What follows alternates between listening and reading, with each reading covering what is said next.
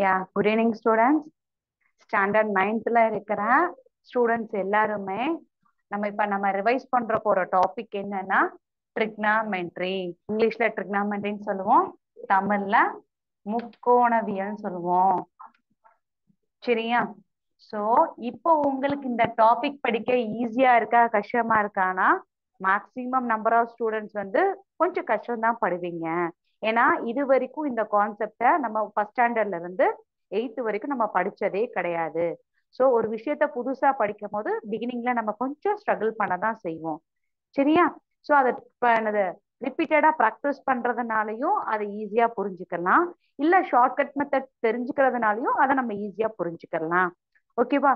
So இப்ப இந்த கிளாஸ்ல நம்ம ட்ரிக்னாமெட்ரியில என்னென்ன படிச்சோன்றத உங்களுக்கு ஒரு ஈஸியான மெத்தட்ல குயிக்கா ரீகேப்சுலேட் பண்றேன். சோ நல்லா கவனிச்சுக்கோங்க, ஏன்னா எக்ஸசைசம்ஸ் எல்லாமே நம்ம முடிச்சிட்டோம்.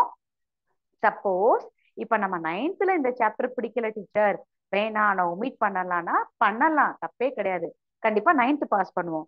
பட் இதே சாப்டர் நெக்ஸ்ட் 10th ஸ்டாண்டர்ட்ல இருக்கு.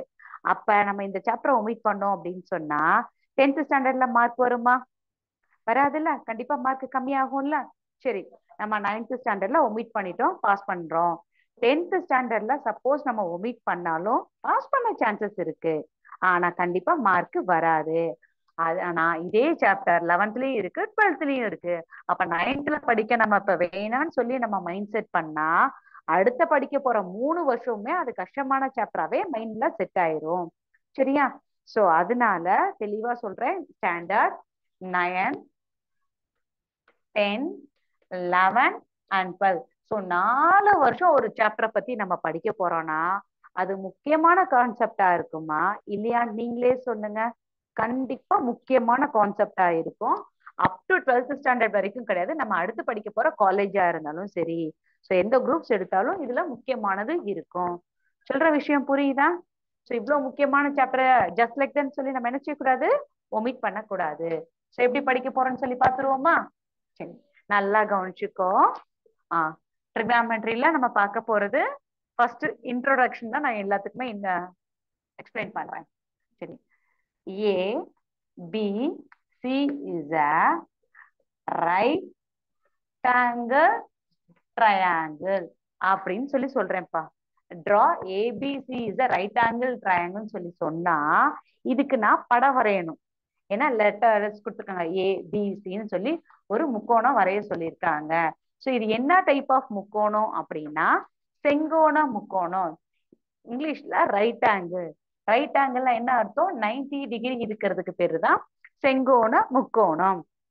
ஒரு செங்கோண முக்கோணம் ஏபிசின்ற எப்படி சொல்றது, வர்டெக்ஸ வச்சு டிரா பண்ணுங்கன்னு சொல்லி சொன்னாங்கன்னா ஒரு செங்கோண முக்கோணம் டிரா பண்ணியாச்சு. ஏ எங்க போடுவோம், பி எங்க போடுவோம், சி எங்க போடுவோம்னா உங்களுக்கும் எனக்கும் பிடிச்ச மாதிரி போட முடியாது. ஏன் காரணம்னா we are asking us to draw a right angle triangle of ABC. Teacher இந்த சென்டென்ஸ் ஃபார்மேஷன் இன்கம்ப்ளீட்டா இருக்குன்னு சொல்லி சொல்லணும். இன்கம்ப்ளீட்டா என்ன அர்த்தம்னா முழுமை பெறல. இதுல எந்த இடத்துல 90 டிகிரி டீச்சர் 90 டிகிரி மார்க் பண்ண சொல்லிருக்கீங்க, அது ஏலையா பிலையா சிலையா நம்ம சொன்னாதானே நீங்க பேர் கொடுக்க முடியும். ஸோ வெறும் செங்கோணம் முக்கோணம் வரைஞ்சாச்சு, அதுல எங்க 90 டிகிரி இருக்குன்னா draw a triangle of ABC as a right angle triangle at ஏன்னு கொடுத்துட்டேன்னு வச்சுக்கோங்களேன். அட் ஏன்னு சொல்லி கொடுத்துட்டாங்கன்னா என்ன அர்த்தம்னா நான் டைரக்டா 90 டிகிரி எங்கதான் இருக்கணும், ஏல தான் இருக்கணும். அதை தவிர மீதி 2 லெட்டரை எங்க வேணாலும் உங்களுக்கு பிடிச்ச மாதிரி போட்டுக்கோங்க. சப்போஸ் இங்க பி போட்டேன்னா இங்க சி போடுவேன், இங்க பி போட்டேன்னா அங்க சி போடுவேன். சொல்ற விஷயம் புரியுதா ஸ்டூடெண்ட்? சோ இப்ப இதே வார்த்தையில அட் சின்னு கொடுத்துருக்காங்கப்பா, என்ன அர்த்தம்? So ABC is a right angle triangle. At சின்ற வார்த்தை இது கொடுக்கல அப்படின்னா இந்த சென்டென்ஸ் ஃபார்மேஷன் என்ன செய்யலைன்னா முழுமை பெறலன்னு சொல்லி சொல்லணும். ஸ்டூடெண்ட்ஸ் நல்லா கவனிச்சுக்கோங்க, இதுதான் முக்கியமான விஷயம். சோ அட் ஏ கொடுக்கலாம், பி கொடுக்கலாம், சி கொடுக்கலாம். ஏன்னா மொத்தம் 3 வெர்டிசஸ்ல எந்த லெட்டர் வேணாலும் கொடுக்கலாம். சரியா? சோ அப்ப எங்க 90 டிகிரினா சில 90 டிகிரிய மார்க் பண்ணிடணும். அதை தவிர மீதி என்ன லெட்டர்ஸ் இருக்கு? 2 லெட்டர்ஸ் இருக்கு. இங்க நான் ஏ போட்டேன்னா அங்க பி போடுவீங்க. சப்போஸ் இங்க நான் ஏ போட்டேன்னா இங்க பி போட்டுருவீங்க. புரிஞ்சுச்சா? சோ ஏ பி சி கான்செப்ட் புரிஞ்சுச்சா? சரி, இதுதான் இந்த வார்த்தையோடது. ஏன்னா அவங்க ஒரு செங்கோணம் முக்கோணம் வரைஞ்சு அதுல அளவுகளை மார்க் பண்ண சொல்லுவாங்க. இப்ப 9th இது முக்கியமா இல்லையான்றதை விட அடுத்து படிக்க போற 3 வருஷத்துக்குமே இது முக்கியன்றதால கொஞ்சம் கவனிச்சுக்கோங்க. சரியா? சரி, கொடுத்துருக்க டேட்டா படி நம்ம டயக்ராம் டிரா பண்ணிட்டோம்ப்பா. அடுத்து என்னமா செய்யணும் அப்படின்னா, இப்ப தீட்டா அப்படின்னு சொல்லி கொடுப்பாங்க. இந்த தீட்டானா இப்படி போட்டா மேலகுடி போட்டா தீட்டா, ஒரு சைவர் மாதிரி போடுறோம், இல்ல ஓன்னு வச்சுக்கோங்க. இது இப்படி மேலகுடி போட்டா தீட்டா. அதே இது பாதி பேர் இப்படிதான் போட்டு பழகிக்கிட்டு இருக்கோம். தெரிஞ்சு போறோமா தெரியாம போறோமா தெரியல. இப்படி போட்டானா இங்கிலீஷ்ல உள்ள alphabet letter Q. So theta வேற கியூ வேற, அதனால கவனமா போடுங்க. இப்ப தீட்டா வந்து பில இருக்குப்பா. சரியா? இப்ப இது எதிர்பக்கம், அடுத்துள்ள பக்கம் கர்ணம் சொல்லுவோம். சோ எதிர்பக்கத்துக்கு எப்படி போடுவோம்? ஏப்பா, அந்த மாதிரி ஷார்ட் ஃபார்ம்ஸ் பார்த்திருக்கோம். சரி, 1 2 3. இந்த 3 சைடுல எதுப்பா அந்த எதிர்பக்கம் அப்படின்னா ரொம்ப சிம்பிள்மா. உனக்கு எதிர்த்தாப்புல ஒரு ஒரு எப்படி சொல்றது, ஒரு ரோல, இப்ப ஒரு உதாரணத்துக்கு இங்க ஒரு பையன் இருக்கான்ப்பா. ஏ பி சி இல்லாட்டினா எக்ஸ் ஒய் இசட்னு வச்சுக்கோ. X Y Z. இங்க ஒரு பையன் நிக்கிற மாதிரி இமேஜின் பண்ணிக்கோ. இந்த பையனுக்கு எதிர்த்தாப்புல யார் இருக்கானா ஒய்ன்ற பையன் நிக்கிறான். சரியா? சொல்றது புரியுதா? இப்ப இதே ஸ்டூடெண்ட் இங்க நின்னுட்டு இருக்கான்ப்பா. இவனுக்கு எதிர்த்தாப்புல உள்ள ஸ்டூடெண்ட் யாருப்பா அப்படின்னா, இந்த பையனுக்கு எதிர்த்தாப்புல உள்ள ஸ்டூடெண்ட் பேர் என்ன? எக்ஸ்ன்ற ஸ்டூடெண்ட் இருக்கான். இது இங்க போட்டேன்னா என்ன சொல்லுவீங்க? இந்த பையனுக்கு எதிர்த்தாப்புல உள்ளவங்க யாருன்னு சொன்னா இசட்ன்னு சொல்லுவோம். சோ எதிர்பக்கம்னா அவங்களுக்கு எதிர்த்தாப்புல உள்ளவங்களதான் சொல்லுவோம். அதே மாதிரி இங்க எதிர்பக்கம்னா எது அப்படின்னா வேற ஒண்ணுமே இல்ல. ரொம்ப ரொம்ப ஈஸியான சாப்டர் இது. தீட்டா இருக்கா? தீட்டால இருந்து அழகா அப்படி ஒரு ஏரோ மார்க் போடுங்க. ஸ்ட்ரைட்டா ஒரு ஏரோ மார்க் போட்டா இந்த தீட்டாவே நமக்கு ஆன்சரை கண்டுபிடிச்சு கொடுத்துருமா? எப்படி கொடுக்கும்? ஏப்பா அப்படின்னா எதிர்பக்கம் ஷார்ட் ஃபார்ம். இங்கிலீஷ்ல ஆப்போசிட் சைட ஓபிபின்னு சொல்லுவோம், ஷார்ட் ஃபார்ம். புரிஞ்சிருச்சா? சோ எப்படி தீட்டா கண்டுபிடிக்கணும்? தீட்டால இருந்து சைடா ஒரு கோடு, இல்லைன்னா நேரா ஒரு கோடு. சைடுனா குழப்பிடக்கூடாது. தீட்டால இருந்து நேரா ஒரு கோடு போட்டா ஈஸியா கண்டுபிடிச்சிருவோம். என்ன பக்கம் கண்டுபிடிச்சிருக்கோம்? எதிர்பக்கம். சோ எதிர்பக்கத்துக்கு தமிழ்ல என்ன சொல்லுவோம்? எதிர்பக்கத்துக்கு தமிழ் என்ன சொல்லுவான்? அதே தமிழ் தான், எதிர்பக்கம். இங்கிலீஷ்ல தான் ஆப்போசிட் சைடு. சரி, சோ டீட்டாக்கு எதிர்த்தாப்புல உள்ள பக்கம் எதிர்பக்கம்னு சொல்லி கண்டுபிடிச்சிட்டோம். இடையில சின்ன கிளாஸ்ல இருந்தே பார்த்திருப்பீங்க, கர்ணம் கர்ணம் சொல்லி சொல்லுவோம். கர்ணத்துக்கு இங்கிலீஷ்ல என்னன்னா ஹைபார்டெனியஸ் சைடு. ஹைபார்டெனியஸுக்கு உங்களால ஸ்பெல்லிங் ஃபுல்லா எழுத முடியலன்னா 3 லெட்டரை மட்டும் எழுதினாலே போதும். சோ கர்ணம். கர்ணத்தை எப்படிப்பா கண்டுபிடிப்பீங்கன்னா, இங்க 90 டிகிரி போட்டிருக்கேன், நான் ஒண்ணுக்கு ஒண்ணு செங்குத்தா இருக்கா, படுக்க கோடுக்கு இது செங்குத்தா இருந்தா இதுதான்ப்பா 90 டிகிரி. அப்ப 90 டிகிரிக்கு அப்படியே ஒரு ஏரோ மார்க் போடுங்க. கண்டுபிடிச்சிட்டோமா? என்ன கண்டுபிடிச்சிருக்கோம்? கர்ணம் கண்டுபிடிச்சிருக்கோம். அப்ப எதிர்பக்கம் கண்டுபிடிச்சாச்சு, கர்ணம் கண்டுபிடிச்சாச்சு. மிச்ச பக்கம் என்னது? அடுத்துள்ள பக்கம். அதைத்தான் ஆப்பான்னு சொல்லுவோம். இதுதான் இது வரைக்கும் நீங்க படிச்சிருக்கீங்க. இங்கிலீஷ்ல என்ன சொல்லுவோம்னா அட்ஜசன்ட் சைடு. ஆனா ஸ்டூடெண்ட்ஸ், நம்ம வந்து ஈஸியா சொல்லக்கூடாது. மிச்ச மீதி சைடு தான் இந்த அட்ஜசன்ட் சைடுன்னு சொல்லக்கூடாதுமா.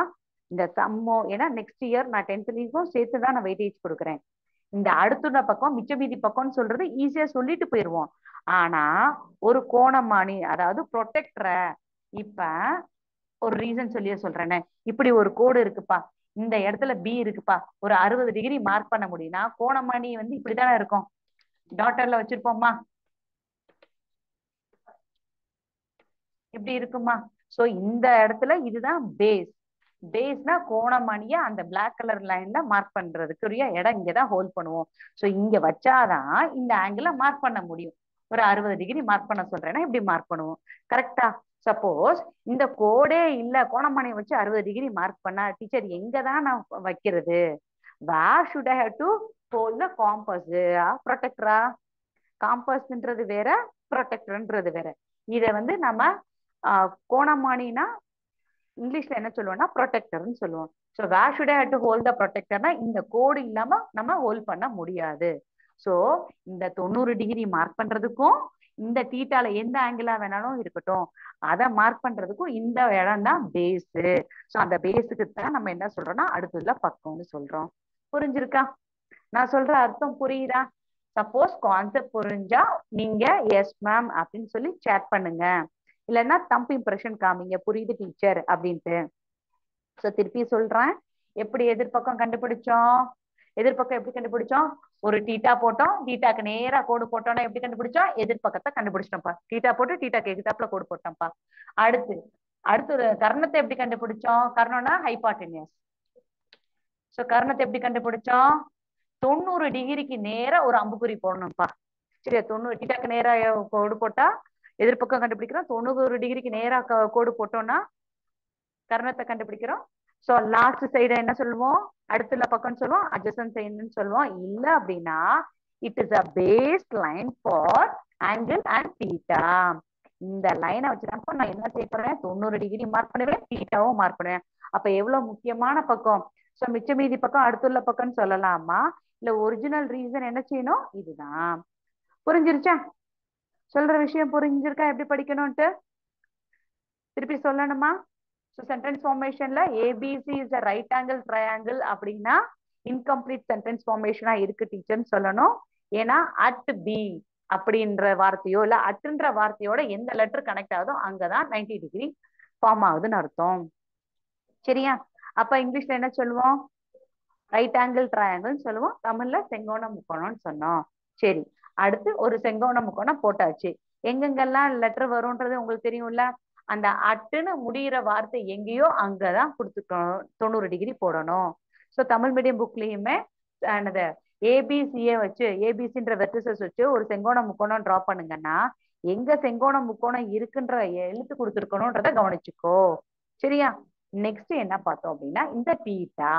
இந்த தீட்டாவை எப்படி பார்த்தோம்? தீட்டாக்கு எதிரே உள்ள பக்கம் எதிர்பக்கம், that is opposite side. Next 90 டிகிரிக்கு எதிரே உள்ள பக்கத்துக்கு என்ன சொன்னோம்? கர்ணம்னு சொன்னோம். இங்கிலீஷ்ல hypotenuse side. Next the base line for angle and தீட்டாவை என்னன்னு சொன்னோம்? அடுத்துள்ள பக்கம், தட் இஸ் கால்டு அட்ஜசன்ட் சைடுன்னு சொன்னோம். சோ எல்லாத்துக்குமே ஆப்போசிட்டோ ஹைபாட்னியஸோ அட்ஜசன்டோ நீங்க முழு வார்த்தை எழுதணும்னு அவசியம் இல்லை. You can represent with the help of the 3 letter symbol. ஓகேவா? சோ சொல்றது புரிஞ்சிருச்சா? அடுத்து இப்ப சைன் தீட்டா அப்படின்னா என்னன்னு படிச்சிருப்பீங்க. இப்ப இது அடுத்து மொத்தம் எத்தனை, இப்போ ஒரு டயக்ராம இங்க போடுறேன்னு வச்சுக்கோங்களேன். இங்க சென்டர்ல போடுறேன், உங்களுக்கு தெரியும் நினைக்கிறேன். இப்ப ஃபார் எக்ஸாம்பிள் ஏ பி, இங்க சிஏ வச்சுக்கிருவோம். சோ இங்க தீட்டா, இது ஏப்பா, இது கர்ணம், இது அடுத்துள்ள பக்கம். போட்டாச்சா? இது போட்டிருக்கோமா? இப்ப இது புரிஞ்சிருக்கும். அடுத்து இங்கிலீஷ்ல என்ன சொன்னோம்? Opposite, adjacent, ஹைபோட்டெனஸ். சோ சொல்ற விஷயங்கள் எல்லாம் நான் எழுதிட்டேன்னு நினைக்கிறேன். நெக்ஸ்ட் மொத்தம் இந்த ட்ரிக்னாமெட்ரிய வச்சு எத்தனை ரேஷியோஸ் ஃபார்ம் பண்ண முடியும்னா 6 ரேஷியோஸ். சரியா? சோ ஃபர்ஸ்ட் எக்ஸசைஸ் குறிய எக்ஸ்பிளனேஷன் நான் கொடுத்துட்டு இருக்கேன், முக்கியமான எக்ஸ்பிளனேஷன். சோ மொத்தம் எத்தனை ரேஷியோஸ்னா 6 ரேஷியோஸ். ஃபர்ஸ்ட் ரேஷியோ அப்படின்னா sine theta. Second ratio cos theta. Third ratio என்னது? டான் தீட்டான்னு சொல்லி பார்ப்போம். ஸ்பேஸ் பார்த்தலாம். சரியா? தேர்ட் ரேஷியோ என்னன்னா டான் தீட்டா. இது புரிஞ்சா மட்டும்தான் நம்ம அடுத்த 3 பத்தி சம் செய்ய முடியும். சோ டீச்சர் எனக்கு இந்த சைன் எஸ்ஐனா சைன், சிஓஎஸ்னா காஸ், சிஏன்னா டான். வேணா இந்த தீட்டாவையும் கொஞ்சம் கேப் விட்டு எழுதிக்கோங்க, இல்லைன்னா தப்பா ரைட் பண்ணுவீங்க. புது வார்த்தையை கண்டுபிடிச்சிருவீங்க இதை வச்சு. சரியா? Sine, cos, tan. இந்த வார்த்தையை எப்படி ஞாபகம் வச்சுக்கிறேன்றத இந்த எக்ஸ்பிளனேஷன் கொடுத்துட்டு நான் உங்களுக்கு சொல்றேன். சைன் தீட்டான்னா என்ன அர்த்தம்னா ஆப்போசிட் பை அட்ஜசன்ட். இப்ப இன்னைக்கு நான் எழுதும் போது இங்கிலீஷ்ல எழுதுறேன், தமிழ் வார்த்தையும் போட்டிருக்கேன், நீங்க புரிஞ்சுக்கோங்க. சோ ஆப்போசிட் பை ஹைபாட்டனியஸ் அப்படின்னா சைன் தீட்டா. காஸ் தீட்டானா என்ன அர்த்தம்னா adjacent by hypotenuse. So actually the ratio of the length between the opposite side and the hypotenuse side, that is called sin theta. Next cos theta na enadhu? The ratio of the length between the adjacent side and the hypotenuse. tan theta na enna arthomna இந்த மொத ரெண்டு பா sin by cos ன்னு சொல்லலாம். இல்ல இந்த ரெண்டையும் divide பண்ணோம்னா opposite by adjacent சொல்லி எழுதுவோம். ஓகேவா? சொல்றது புரியுதா டீச்சர்? எனக்கு இந்த ரைட் சைடு நம்ம வேற வழியே இல்ல, புரிஞ்சு படிக்கணும், இல்ல அப்படின்னா பை ஹார்ட் தான் பண்ணணும். சரியா? பட் இந்த லெஃப்ட் சைடாவது எனக்கு புரியணும் அப்படின்னா சைன், காஸ், tan. இதுக்கு ஒரு எக்ஸாம்பிள் சொல்றேன். சரியா?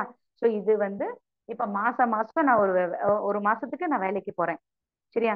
சோ ஸ்கூலுக்கோ வேலைக்கோ எந்த இடத்துக்கு நம்ம வேலைக்கு போனாலும் நம்ம அன்னைக்கு வந்திருக்கோமான்னு சொல்லிட்டு ரிஜிஸ்டர்ல சைன் பண்ணுவோமா? உங்க ஸ்கூல்ல உங்களுக்கு அட்டண்டன்ஸ் எடுக்கிறாங்கல்ல, சோ அது மாதிரி நம்மளும் வேலைக்கு போற இடத்துல அட்டண்டன்ஸ் ரிஜிஸ்டர்ல சைன் பண்ணுவோம். அதுக்கு பேர் என்ன சொல்லுவோம்? அட்டண்டன்ஸ் ரிஜிஸ்டர் இல்ல வருகை பதிவேடுன்னு சொல்லுவோம். சோ டெய்லி போய் சைன் பண்ணணும். சரியா?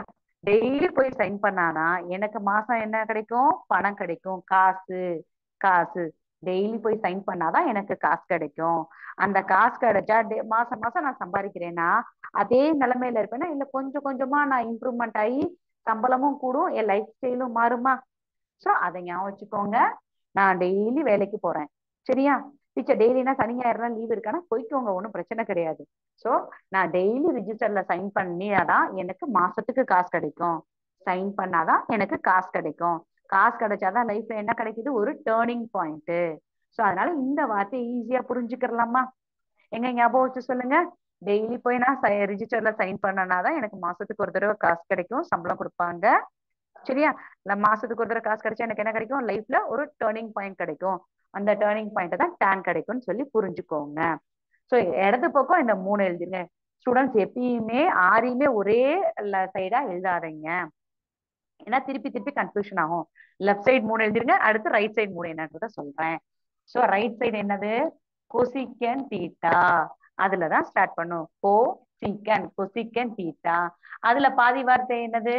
சீக்கன் தீட்டா. அடுத்த வார்த்தை என்னன்னா காட் தீட்டா. சோ இந்த 3 இங்கிட்டு மனப்பாடம் பண்ணோம்ல இந்த சைடு. சோ போன தடவை என்ன சொன்னேன்? இந்த பக்கம் ரேஷியோஸ மனப்பாடம் பண்ணுங்கடா. இதோட அர்த்தம் புரிஞ்சிருச்சா?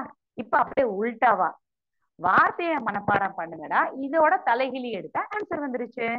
சோ என்ன கிடைக்கும்? இங்க சொல்லுங்க பாப்போம். சோ ஆப்போசிட் பை ஹைபாட்னியஸ்க்கு என்ன சொல்லுவோம்? ஹைபாட்னியஸ் பை ஆப்போசிட் சொல்லுவோம். சொல்றது புரிஞ்சா? நெக்ஸ்ட் இதோட தலைகிழி என்ன? அட்ஜசன்ட் பை ஹைபாட்னியஸ் என்ன சொல்றேன்? Hypotenuse by adjacent. சரியாம்மா? 3 லெட்டர் சிம்பல் எழுதினாலே போதும். நெக்ஸ்ட் tan தீட்டாக்கு என்ன சொல்லுவேன்? sin பை காஸ் சொன்னோம். இங்க என்ன சொல்ல போறேன்? காஸ் பை சைன் சொல்லுவேன். இல்ல அப்படின்னா என்ன சொல்லுவேன்? அட்ஜசன்ட் பை ஹைபாட்னியஸ்ன்னு சொல்லி எழுதுவேன். சொல்றது புரியுதா நான் என்னென்ன சொல்றேன்னு சொல்லிட்டு? சோ திருப்பி சொல்றேன். இதெல்லாம் எழுதியிருப்பீங்க. மொத்தம் ட்ரிக்னாமெட்ரில எத்தனை ரேஷியோஸ் இருக்குன்னா 6 ரேஷியோஸ் இருக்கு. தட் 6 ரேஷியோஸ் இருக்கு. அந்த 6மே ஒரே சைடு இல்லாம லெஃப்ட் சைட்ல ஒரு 3, ரைட் சைட்ல 3 எழுதுங்க. நெக்ஸ்ட் எழுதுற ரேஷியோல இத நீங்க புரிஞ்சு படிக்கணும், இல்ல பைஹார்ட் பண்ணணும். சரியா? The ratio of the length between the opposite side and the hypotenuse is called the sin theta. So இது ஃபுல்லா பை ஹார்ட் பண்ணிருங்க. சோ ஆப்போசிட் சைடு எதிர்பக்கத்துக்கும் கர்ணத்துக்கும் உள்ள அந்த ரேஷியோ தான் நம்ம சைன்னு சொல்லுவோம். சோ இந்த பக்கம் இதை பை ஹார்ட் பண்ணிடுவோமா? அடுத்து இதை எப்படிங்க வச்சுக்கிற சொன்னேன்?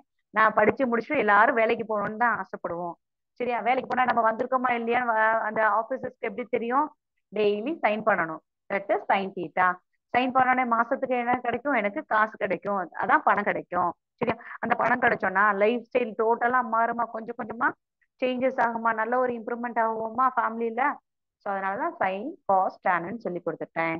சரியா? ஸோ இந்த பக்கம் இதை மனப்பாடம் பண்ண சொன்ன மாதிரி இந்த சைடு லெஃப்ட் சைட மனப்பாடம் பண்ணிக்கோங்கடா. கொசிகன் தீட்டா, சிக்கன் தீட்டா, காட் தீட்டாவை பை ஹார்ட் பண்ணிக்கோங்க. ஸோ மொதல் 3ஓட தலைகிழி தான் ரைட் சைட்ல உள்ள அடுத்த 3. டீச்சர் இன்னமும் எனக்கு ஏதாவது புரியல அப்படின்னா சின்ன சின்னதா ஹிண்ட் நிறைய கொடுக்க முடியாதுல்ல. சோ இதையும் வேணா தெரிஞ்சுக்கோங்க. டீல ஆரம்பிக்குது லாஸ்ட் இந்த லைன் ஃபுல்லா, கடைசி இந்த லைன் ஃபுல்லா நான் சொல்றேன். டீல ஆரம்பிச்சு டீல முடியுது, டேன்ல ஆரம்பிச்சு காட்ல முடியுது. இவ்வளவுதான்ப்பா. புரிஞ்சா? சோ 6 ரேஷியோஸ் எப்படி படிக்கிறோம்னு சொல்லி புரிஞ்சிருக்கா? எதுவும் டவுட்ஸ் இருக்கா? புரியுதா புரியலையா? புரியும் நினைக்கிறேன். பார்ப்போம் எப்படி புரியுதுன்ட்டு. சோ இப்ப மொதல் எக்ஸசைஸ்க்கு சொல்லிட்டேன், 2வது எக்ஸசைஸ்க்கும் கான்செப்ட் சொல்லிட்டேன். 3வது எக்ஸசைஸ் தான் ரொம்ப உங்க பாயிண்ட் ஆஃப் வியூல கஷ்டமானது ஒண்ணு. டீச்சர் ட்ரிக்னாமெட்ரிக் ரேஷியோஸ் அப்படின்னா ஸ்பெஷல் ஆங்கிள்ஸ்ல 0 டிகிரின்னு ஒண்ணு கொடுத்துருக்காங்கப்பா. சரியா? 0 டிகிரி, 30 டிகிரி, ஓகேவா?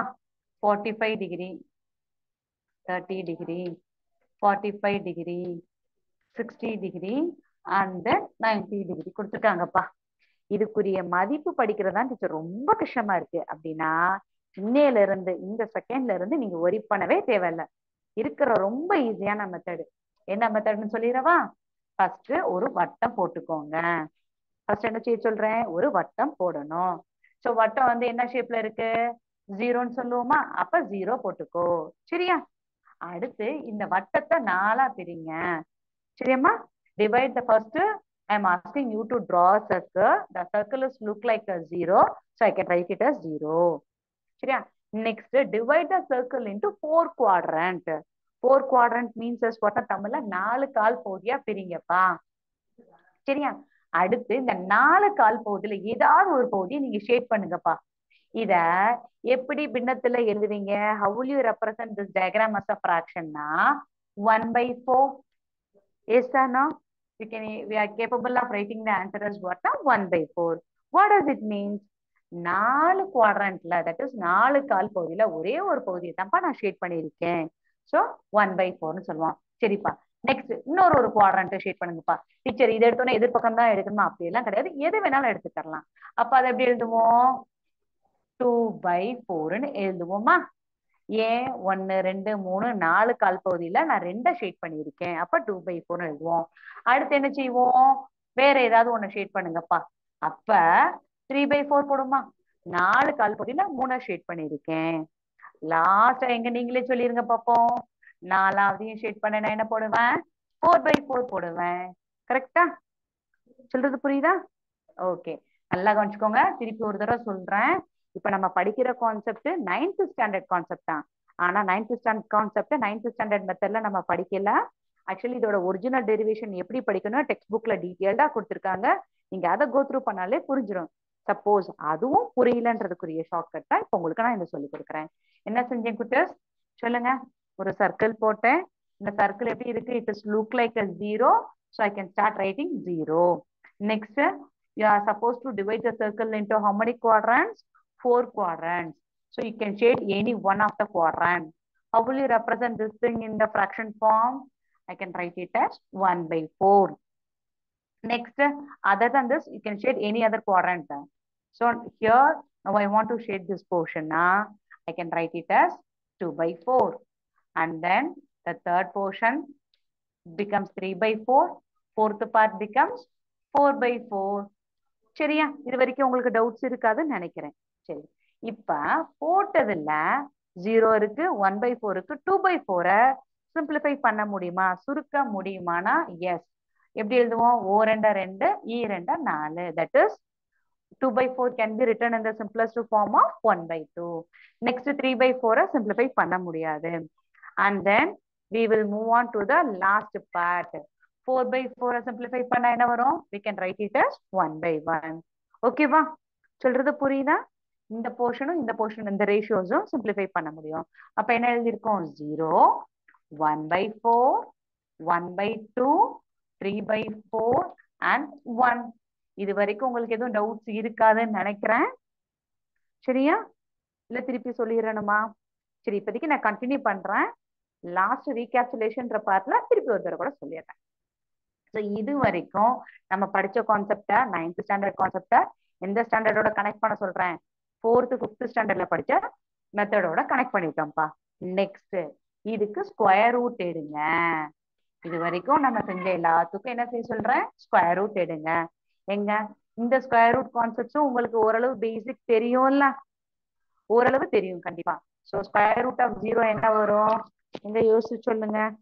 ஸ்கொயர் ரூட் ஆஃப் 0 என்ன வரும்னா 0. சரியா? ஸ்கொயர் ரூட் ஆஃப் 0 என்ன வரும்னா 0 வரும். அடுத்து ஸ்கொயர் ரூட் ஆஃப் 1க்கு 1 வந்துடும். இந்த ஃபர்ஸ்டையும் லாஸ்டையும் முதல் ஈஸியா எழுதிக்கிறோம். ஏன்னா நம்ம எப்பயுமே ஈஸியானதானே ஈஸியா ஃபர்ஸ்ட் செலக்ட் பண்ணுவோம். நெக்ஸ்ட் என்ன செய்யணும் அப்படின்னா, இந்த 1/4க்கு மேல உள்ள தொகுதியும் கீழே உள்ள பகுதிக்கும் ஸ்கொயர் ரூட் எடுக்கணும். That is, we must take the square root for the numerator as well as for the denominator also. Then how it can be written? So square root of 1 is 1, square root of 4 is 2. சரியா? It is a perfect square. Next ma, square root of 1 is 1, square root of 4 2 க்கு என்ன செய்யணும்? square root of 2 க்கு என்ன செய்யணும் பார்த்து சொல்லுங்க. square root of 2 க்கு it is not a perfect square, so I must write it as it is. Square root of 2க்கு அதே தான் வரும். நெக்ஸ்ட் நியூமரேட்டருக்கு square root of 3 is not a perfect square. So 3 அப்படியே போட்டுருவோம். Square root of 4 is a perfect ஸ்கொயர்னா இது 2 ஆயிரும். சரியா? சொல்றது புரியுதா? So this is the value of nothing but what it இஸ்னா சைன் தீட்டா. ஓகேவா? ஸோ சைன் தீட்டா அப்ப எப்படி சொல்லுவோம்? சைன் ஆஃப், நல்லா கவனிச்சுக்கோங்க நான் கை எங்க கொண்டு போறேன்னு சொல்லிட்டு, sign of 0 degree value is 0, sine of 30 degree value is 1/2, sine of 45 degree value is 1/2, sine of 60 degree value is √3/2, sine of 90 degree value is 1. சொல்றது புரியுதா? இல்ல டீச்சர் நான் இங்கேயே ஸ்கொயர் ரூட் போட்டு நான் ஆன்சர் செய்ய தெரியும் டீச்சர்னா வெல் அண்ட் குட். அங்கேயே ஃபர்ஸ்ட் ஸ்டெப்லயே போட்டுருங்கப்பா, நமக்கு நம்பர் ஆஃப் ஸ்டெப்ஸ் கம்மியாயிரும். சரியா? சொல்ற விஷயங்கள் புரியுதா? என்ன செஞ்சோம்னு சொல்லி பார்க்கணுமா? எங்க இப்ப 3rd டைம் சொல்லி தரேன்னு நினைக்கிறேன், கவனிச்சுக்கோங்க.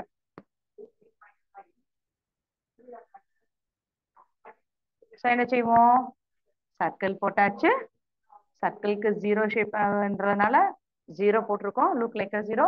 அடுத்து 4 குவாட்ரண்டா போட்டிருக்கோம். 4 குவாட்ரண்ட்ல ஏதாவது ஒரு குவாட்ரண்ட் ஷேட் பண்ணணும்னா 1/4. நெக்ஸ்ட் இன்னொரு குவாட்ரண்ட் ஷேட் பண்ண சொல்லியிருக்கேன் 2/4. நெக்ஸ்ட் என்ன சொல்லியிருக்கேன்? 3rd குவாட்ரண்ட் ஷேட் பண்ணேன்னா 3/4. நெக்ஸ்ட் லாஸ்ட் குவாட்ரண்ட்டையும் ஷேட் பண்ணோம்னா இட் இஸ் 4/4. சொல்றது புரிஞ்சா? ஸோ இது வரைக்கும் உங்களுக்கு செஞ்சிருப்பீங்க. இதுல எதுப்பா சிம்பிளிஃபை பண்ண முடியும் அப்படின்னா 2/4 சிம்பிளிஃபை பண்ணா 1/2 அடிச்சு கொடுத்தோம் அப்படின்னா, அடுத்து இதை சிம்பிளிஃபை பண்ணோம்னா 1/1 சொல்லுவோம். அப்ப 1 தான். நெக்ஸ்ட் இந்த வேல்யூஸ்க்கு எல்லாமே ஸ்கொயர் ரூட் எடுத்துருங்க. சரியா? ஸ்கொயர் ரூட் எடுத்தா என்ன கிடைக்கும்? Square root of 0 0. இங்க என்ன வந்திருக்கு? ஸ்கொயர் ரூட் ஆஃப் 1/2க்கு ஸ்கொயர் ரூட் ஆஃப் 1க்கு 1 தான். ஸ்கொயர் ரூட் ஆஃப் 4 வந்து 2. Next 1 square root of 1 is 1 தான். டினாமினேட்டர் வந்து √2 வரும்.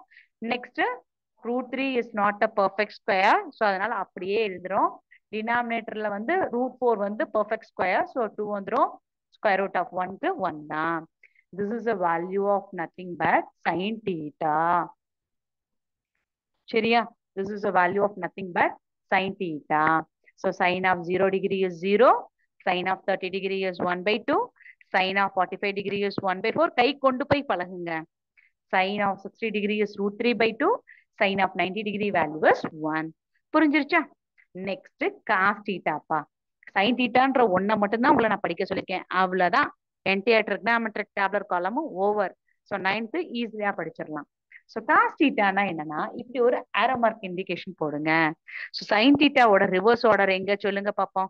இப்ப 1 2 3 சொல்லி இருக்கேன். இப்ப ரிவர்ஸ் ஆர்டர் சொல்லுங்கன்னா 3 2 1 சொல்லுவோம்ல, அதே மாதிரி இங்க ரிவர்ஸ் ஆர்டர் வேல்யூஸ் சொல்லுங்க. 1 √3/2, 1/√2, 1/2, 0. சொல்லியாச்சா? அவ்வளவுதான். cos theta என்ன செஞ்சோம்? இந்த இடத்துல ஒரு ஆரோ மார்க் போட்டுக்கோங்க. It is a reverse order of sin theta. Next tan theta என்ன சொல்லியிருக்கோம்? sin theta by cos theta. அப்ப 0/1. அடுத்து இங்க என்ன பண்ணுவோம்? 1/2. குட்டீஸ் எனக்கு ஸ்பேஸ் இல்ல, புரியலன்னா நான் திருப்பி கூட எழுதி தரேன், பாருங்க. Next sin theta value by cos theta value. இங்க என்ன பண்ணோம்? 2/3/2 by 1/2. இங்க 1/0 போட்டோம். சரியா? வழக்கம் போல நம்ம எங்க தப்பு பண்ண சான்சஸ் இருக்கு? நீங்களே சொல்லுங்க. 0/1க்கு ஒரு எக்ஸாம்பிள் சொல்றேன். என்னோட மேக்ஸ் டீச்சர் ஒரே ஒரு கேள்விதான்ப்பா எனக்கு கேட்டாங்க. எங்க மேக்ஸ் டீச்சர்னு கூட வச்சுக்கோங்களேன். என்னால அந்த கொஸ்டினுக்கு ஆன்சர் பண்ண முடியலன்னா என்ன மார்க் போடுவாங்க? ஒரு கொஸ்டினுக்கு ஒரே கேட்டது ஒரு கேள்வி, அந்த கேள்விக்கு என்னால ஆன்சர் பண்ண முடியலன்னா என்ன மார்க் போடுவாங்க? 0 மார்க் போடுவாங்க. So my maths teacher asked only one question alone to me, but I was unable to answer for her question. Then what mark can be allotted for me? 0. So 0/1 என்னது வந்திருக்கும்? 0. இப்ப நான் எழுதிட்டு உங்களுக்கு நான் காமிக்கிறேன். இல்ல லைட்டா கேமராவை ஒரு சின்ன அட்ஜஸ்ட்மெண்ட் மட்டும் பண்றேன்.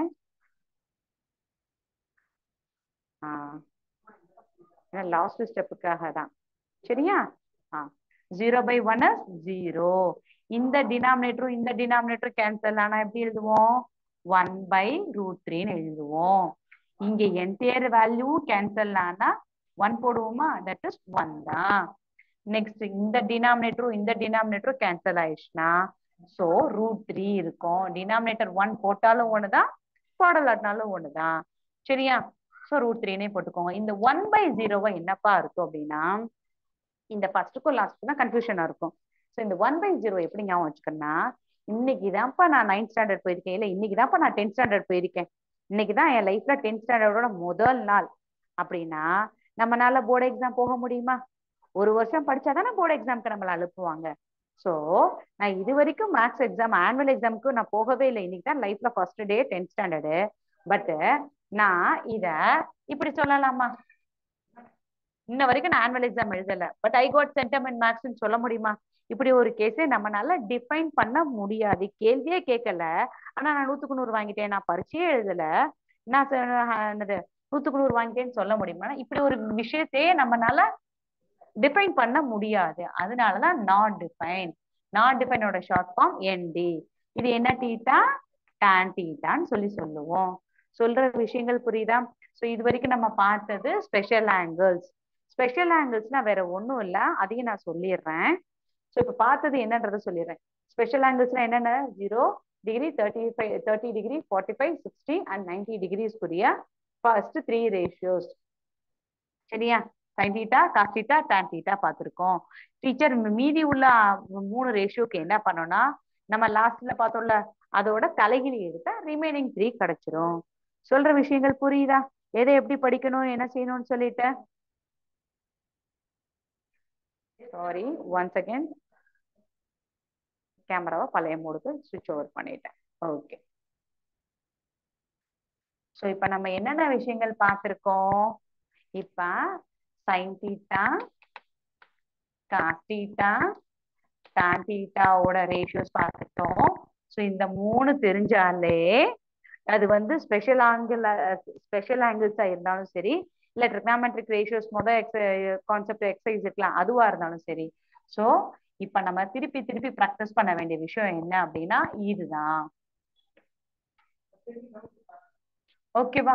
ஸோ என்ன சொல்லுவோம்? sin theta, cos theta, tan theta பார்த்தோம். இந்த மூணோட தலைகீழ் தான் அடுத்த 3. சொல்றது புரியுதா? So sin theta னா என்னது? It is the ratio of the length between the opposite side and the hypotenuse அப்படின்னு சொல்லி ஒவ்வொன்னா பார்த்தோம். ஸோ இந்த அதே மாதிரி டேபர் காலம் ஸ்பெஷல் ஆங்கிள்ஸ்ல இந்த 3 வேல்யூஸ் நமக்கு புரிஞ்சிருச்சு, நல்லா தெரிஞ்சிருக்கு அப்படின்னாலே அடுத்த 3 பத்தி ஒரி பண்ண வேணாம். உங்க புக்ல மொத்தம் 6 ரேஷியோஸ்க்கு கொடுத்திருப்பாங்க. டீச்சர் 3 படிக்கவே நாங்க கஷ்டப்படுறோம் டீச்சர், அடுத்த 3 படிக்கணும்னா கவலையே கிடையாது. இந்த 3 படிச்சுட்டு ரிமைனிங் 3 அப்படியே ரெசிப்ரோக்கல்ல எடுத்துடலாம். சொல்ற கான்செப்ட்ஸ் புரிஞ்சிருக்கா? இப்ப நம்ம என்னென்ன படிச்சோம் எங்க சொல்லுங்க, என்ன படிச்சு சொல்லுங்க. டெஃபனிஷன் ஆஃப் ட்ரிக்னாமெட்ரி எப்படி இருந்துச்சு, டயக்ராம்ஸோட எப்படி இருக்குன்னு சொல்லி பார்த்தோம். தட் இஸ் வரையறைனா எப்படி இருக்கும், டயக்ராம் எப்படி இருக்குன்னு பார்த்தோம். நெக்ஸ்ட் என்ன பார்த்தோம்? ட்ரிக்னாமெட்ரிக் ரேஷியோஸ் பார்த்தோம். சரியா? அடுத்து 3வது என்ன பார்த்தோம்னா ஸ்பெஷல் ஆங்கிள்ஸ் பார்த்தோம். சரியா? ஸ்பெஷல் ஆங்கிள்ஸ்னா என்னன்றத பார்த்துட்டோம். ஸோ இது வரைக்கும் இந்த 3 கான்செப்ட் தெரிஞ்சாலே நம்ம கண்டிப்பா நெக்ஸ்ட் வர அடுத்த 3 வருஷத்துக்கு படிக்க போறதுல நல்ல மார்க்ஸ் எடுத்துருவோம். இந்த படிக்கிற விஷயத்தையும் நம்ம மிஸ் பண்ண மாட்டோம். எதுக்கு டீச்சர் நீங்க திருப்பி திருப்பி இதை படிக்க சொல்றீங்க அப்படின்ற காரணத்தையும் சொல்லிடுறேன். நான் உங்களுக்கு டயக்ராம் போடும்போது ஒரு சர்க்கிள் போட்டு, சர்க்கிள் அப்படி 4 குவாட்ரண்ட் சொல்லி போட்டேன், ஞாபகம் இருக்கா? இப்ப நீங்க இதுல மொத்தம் எத்தனை குவாட்ரண்ட் ஸ்பிளிட் பண்ணோம்? 1, 2, 3 and 4 குவாட்ரண்ட்ஸ் இருக்கா? சோ இப்போதைக்கு இந்த சர்க்கிள் வச்சு உங்களுக்கு நான் எக்ஸ்பிளைன் பண்ணிட்டேன். இதே கான்செப்ட இப்ப standard 9 and standard 10, 9th and 10th ஸ்டாண்டர்ட்ல நீங்க படிக்கிறது இந்த ஸ்பெஷல் ஆங்கிள்ஸ் எந்த குவாட்ரண்ட்டுக்கு மட்டும்தான், இந்த நான் ஷேட் பண்ணிருக்க முதல் கால் பகுதிக்கு மட்டும்தான்ப்பா படிக்கிறோம். ஸோ இது படிக்கிறதுக்கே நம்ம கஷ்டம்னு சொல்லி ஃபீல் பண்ணோம் அப்படின்னா 11th 12thல இதை தவிர இன்னும் எத்தனை குவாட்ரண்ட் இருக்கு? 1, 2, 3. மீதி 3 கான்செப்டுமே எதுலதான் இருக்கும் அப்படின்னா 11th and 12th ஸ்டாண்டர்ட்ல இருக்கு. சொல்றது புரியுதா? சப்போஸ் ட்ரிக்னாமெட்ரி ஒரு சாப்டர் நம்ம மிஸ் பண்ணோம் அப்படின்னா 11th 12thல ஒரு இன்னொரு எக்ஸாம்பிள் சொல்றேன்ல, டீச்சர் எனக்கு ஆனா போடவே கஷ்டமா இருக்கு டீச்சர், கை வலிக்குது, எழுத தெரியல அப்படின்னா இஷ்டப்பட்டு படி, கஷ்டப்பட்டு படிக்காத. இஷ்டப்பட்டு படிச்சிட்டேன்னா இந்த ஆனா போட தெரிஞ்சிடும். ஆனா போட ஈஸியா கஷ்டமானா இது வரைக்கும் போட்டதுல லைட் அப்படி ஒரு சுழிச்சு விட்டா அவனான்னு சொல்லுவோம்ல, அதே மாதிரிதான் இங்க ட்ரிக்னாமெட்ரின்ற ஒரு சாப்டர் 9th 10th இஷ்டப்பட்டு படி. இனிமேல நீங்க கஷ்டமா இருக்குன்னு சொல்ல வேண்டாம். அடுத்து 11th and 12th படிக்கும் போது இந்த ட்ரிக்னாமெட்ரி சாப்டர் தெரிஞ்சாலே இதை தவிர இன்னொரு 2 சாப்டர்ஸ் நீங்க ஈஸியா படிச்சிடலாம். சரியா? இதை தவிர ட்ரிக்னாமெட்ரிக் சாப்டருக்குரிய மார்க்கும் வந்துடும். அதை தவிர மீதி உள்ள 2 சாப்டரும் ரொம்ப ரொம்ப ஈஸியா படிச்சிடலாம். சொல்ற விஷயங்கள் எல்லாம் உங்களுக்கு புரியும் நினைக்கிறேன் ஸ்டூடெண்ட்ஸ். உங்களுக்கு ஏதாவது டவுட்ஸ் இருந்தா நீங்க தாராளமா கேட்கலாம். இப்ப நம்ம ஸ்டாண்டர்ட் 9ல உள்ள ட்ரிக்னாமெட்ரிக் சாப்டரோட என்டையர் ரீகேப்சுலேஷன்ஸும் முடிச்சாச்சு. ஓகேவா? உங்களுக்கு ஏதாவது டவுட்ஸ் இருந்தா தாராளமா கேட்கலாம்.